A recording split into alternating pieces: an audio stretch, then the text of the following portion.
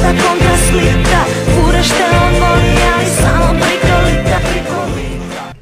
Znaš me, mamu vam jebem, ja sam leden i te, leden kao led, šta bi drugo bilo, vidiš, oni te rastrgaju i podijele za Božić jebenim klincima kao što ste vi Pačić.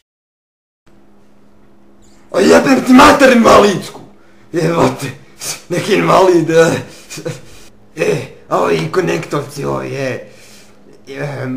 moja maramica koju svršavam svaki dan više vredi neg njih, evo. 1-1. 11.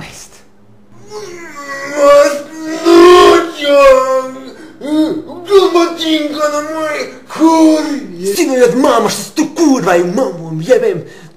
Moj ledni pogled za naočal, trebam sam doći jebeno, samo jebeno pam, gotovi ste. Šta konekt? Šta konekt?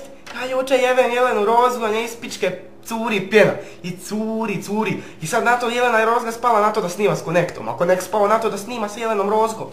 I šta sad? Šta sad oni? Ja ti snimam s Kerumom. Kad Kerum napravi bit, ne možeš ga ni u oči pogledat, ni u oči. Ja sam jaja razglednim jezikom. Siso, šta si me pitao ono? Za konekt? Siso, to ti pitanje level 6, a odgovor je 3 pedera. Vid moje pile malo, koje držim u svojim prljavim crnačkim rukama. Biće patina! Moja jakna je kožna i tako. Šta? Da, konekt. Ne znam ja šta da o njima pričam, jebote. I ko da imam vreme razmišljati o njima, kad imam iza okolnici, jebote, troje krava, čekaj, 4 krave zapravo. 4 imam, muzem svaki dan. Muzem dok krv ne krene, da, i to bude ko kakao. Ja sam najgluplji. Ja sam